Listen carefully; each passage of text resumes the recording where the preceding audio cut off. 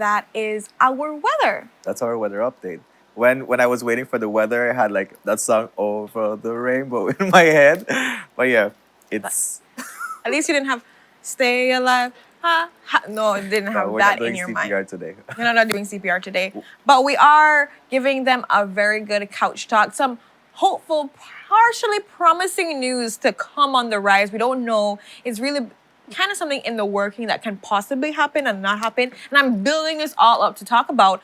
As you know, we mentioned, I believe it was Monday or Tuesday. I'm not really sure which day we did. We're talking about borders reopening. And so because of that, there was a cost in which you had to pay for the COVID test for Guatemala side, and that was about 160 or 165 Belize dollars. So very pricey. Hello.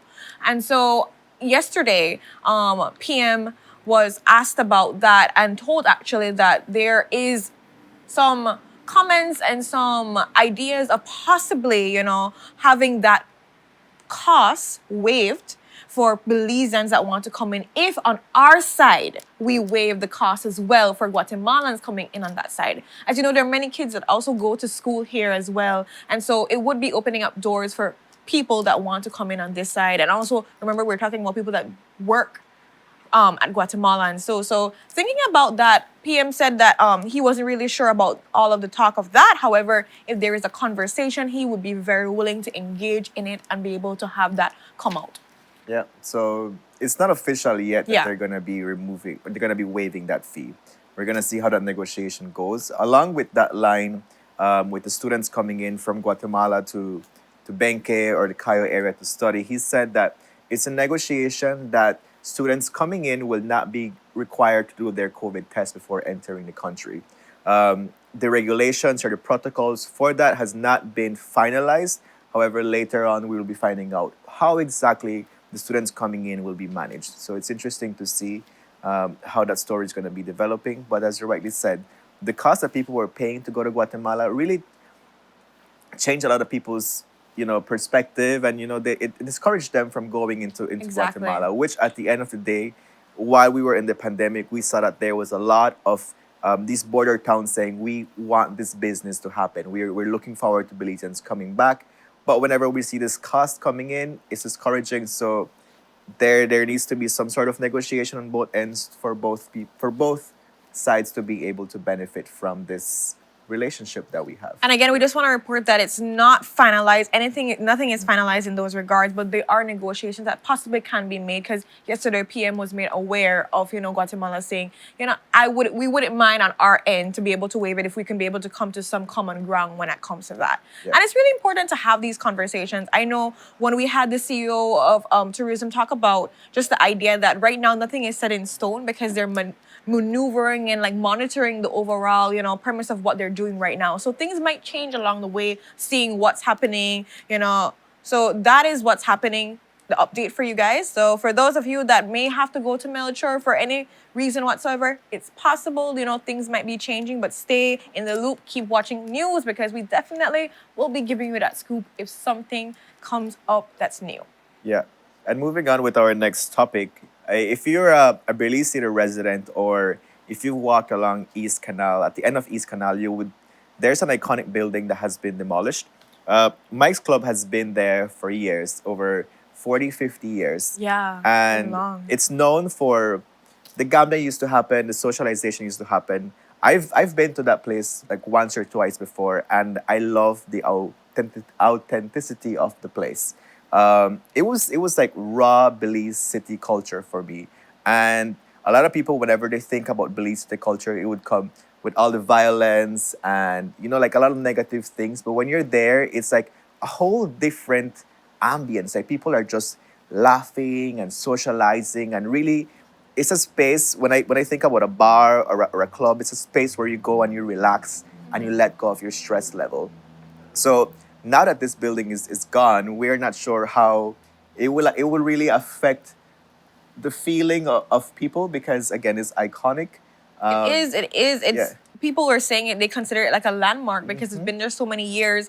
There's generations that passed on through that. I believe the watch the watchman for the overall establishment was saying that a gentleman, Mr. Kanto, who I actually know, his father was somebody that passed through there, and then now he's here helping out. But just to show that it's been around for many years and it holds significance to the people that have come there. In fact, to the point where they're taking down the building right now, and they're actually the shingles that people are trying to take with them, just like to have something as a memory to hold on to, because knowing definitely it's not being turned into a landmark. And something else, just to add to that, Kev, is the fact that it was the home to people too as well. There are 5 people that were residents of Mike's Culb, and so they're now looking for a new place to reside. I believe the same watchman talked about how he wants to sell the carom table. It's about for $2,000, and that's kind of similar to a pool table. In the videos we were showing just now, they actually were showing playing on that, and so he's trying to sell that because he says how he needs a new place to stay now, and he's gonna figure out what he wants to do, and he's planning to sell that and be able to get some money to do some rent for a time being, and then figure out what comes next. Yeah, yeah. I mean, I honestly, while I was working at the Ministry of Health, I had the opportunity to get to know Mr. Alvin Diamond, who is the original owner of Mike's Club. And through his stories of how this place came about to be and what it stand for him, you could have seen the emotional connection that he had for this place and the reason for it to be there, because people needed a space to socialize and de-stress at the end of the day Yeah. from all these hardships that were happening in the community. And at some point, yes, there were like incidents of like violence and thing happening at my club. I mean, it's no strange, it's a club, so stuff like that might happen. But nevertheless, people still continued going and side, as that corner where you go and you can hide out and just be yourself. So it's definitely going to be missed by some if you were not there, but just the simple fact that that building was there, it's going to be missed. So let's see. Let's see what happens. Let's see what happens I there. know that, we've had people on talk about different hubs in different more gang-related areas or crime-related areas. I'm thinking that it should be also a thing where we kind of look at these areas where people once had establishments and see how we can support those establishments, especially if it seems like there's a place where people call another home a stress reliever, because as Belizeans, we're naturally very sociable. We want to have a place that we can go and just take the whole work of stress and home and picnic and all these things, whatever it is that's stressing you out. We want to be able to have a place that we can just relax, play block stick, and just like relax. And so Right. I'm hoping that, just in the peripheral, I know a million and one things are happening right now and finances are very tight, but just to think about the mental health of people and just finding place that they can be able to have meaningful interactions and just interact. It would be something nice to have different hubs kind of situated in places that people once used to go to. Right. And in terms of like urbanization and modernization, I am not sure what kind of building will come up there or what the space will be look like. But whenever we think about our colonial history, Yeah. I mean not reflecting on slavery and those things, but the buildings that were from that era, I feel that if we were to see how we can cherish those buildings, maybe remodel them, people actually go sightseeing for these buildings. Exactly. And we have so many in Belize City that unfortunately are not in the best condition. I mean, Mike's Club is one of those examples. It was Yeah. quite dilapidated.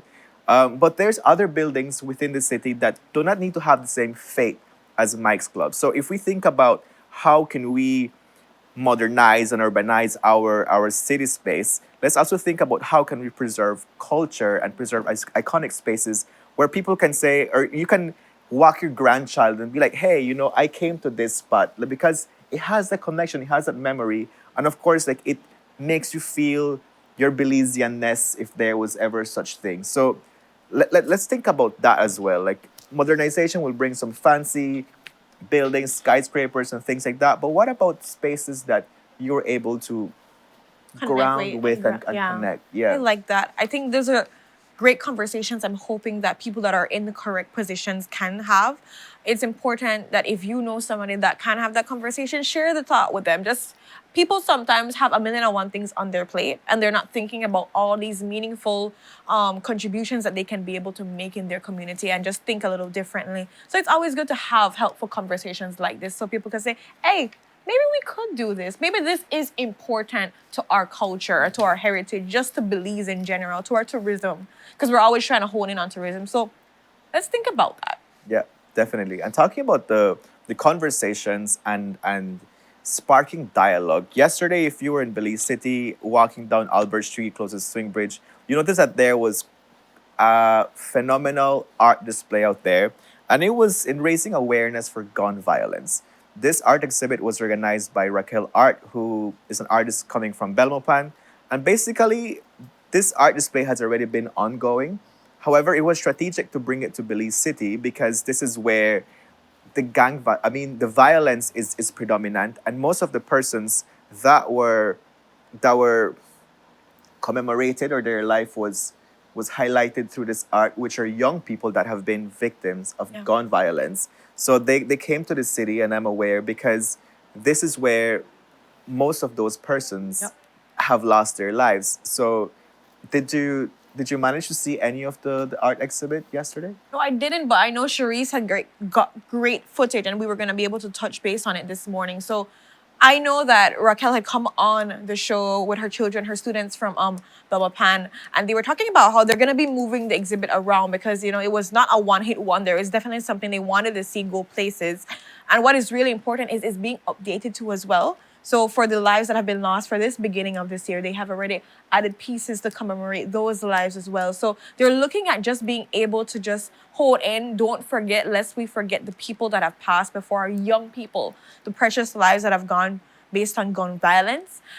They're being able to commemorate them. So if you do have a chance to be able to just go and check out that, check what's happening, go on Raquel's page to see the different pieces, but just to have that moment of appreciation for these children, for moving forward in our country, trying to remember that we've lost so much and there's so much work to be done.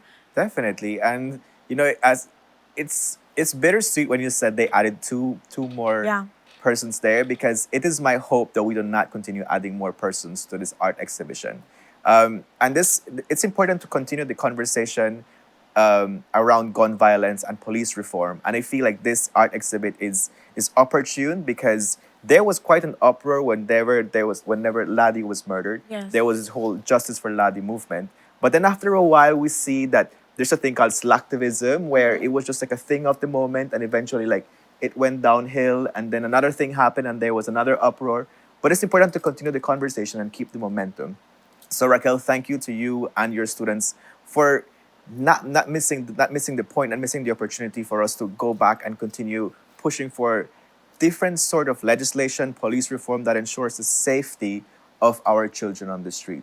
So I love it. I love I love it. what And they put again, out it there. shows the power of how art can speak in ways that we can't speak and can start and spark out conversations that are much needed in our society. Like you mentioned, after Lade's passing, there was this big hype that people are trying to get the police reform, justice for Lade, all these things, and then you just see it die down. It kind of came up back when Dwayne was killed as well, but then after that, it still again went down. These lives, they get hyped for a little while, and then we see what happens. And I'm not just saying that we go out on protest, but I'm hoping that there's meaningful collaborations and conversations that come, because there needs to be change in how we move forward with our civilians, how we address these issues of how we have the police officers going out, and in general, just gun violence. And Yeah. so I'm hoping that we can see this, we can plant the seed, and we can watch it grow. So we have to water it. We have to have those conversations. We have to have the uncomfortable conversations and hold people accountable for the actions of either themselves or the places that they work for. Yeah, yeah. I mean, if you listen to the presentation from the artist that we had yesterday on the show, I think it's important for us to stop normalizing gun violence. Yes. Our young people do not need to grow and be like, oh, there's a gunshot, just throw yourself on the ground. That is not healthy. Let's start this conversation. Let's continue the conversation, and let's stop normalizing gun violence. It's not how things are. It's not how things are supposed to be. Exactly. So let's keep it going. Let's keep pushing for reform. Let's keep pushing for the safety of our children out there. Most definitely. Thank you so much for that, Kev. And thank you for sharing again the space with me. We have an exciting show for you guys. I mentioned before that we're having Minister Rodwell Ferguson come in to talk about his new portfolio and the future plans that he's having. We also have a beautiful sunrise for you. I'm not sure who it's courtesy of, but it's Is it here for Mr. you. Welch?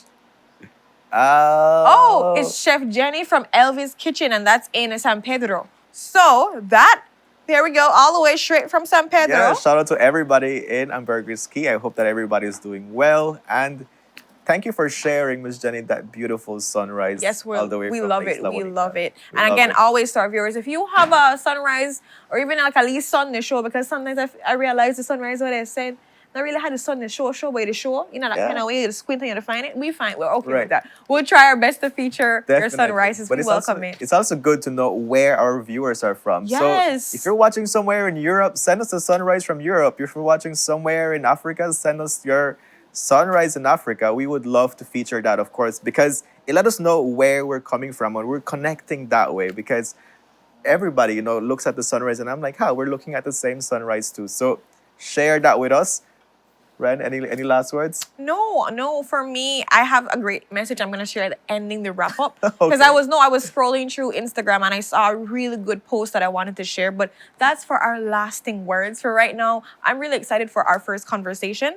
It's really important that we address how we're gonna be dealing with our young people. They are the majority in our overall country. And remember, it's how we hone in on them. They're going to be the workforce that's coming right now and the future to be. And so it's really important that we understand how we're going to be supporting them, developing them, empowering them to be the best that they can be. Okay. So exciting for that conversation. Yeah. And so with that, we go to our first commercial break.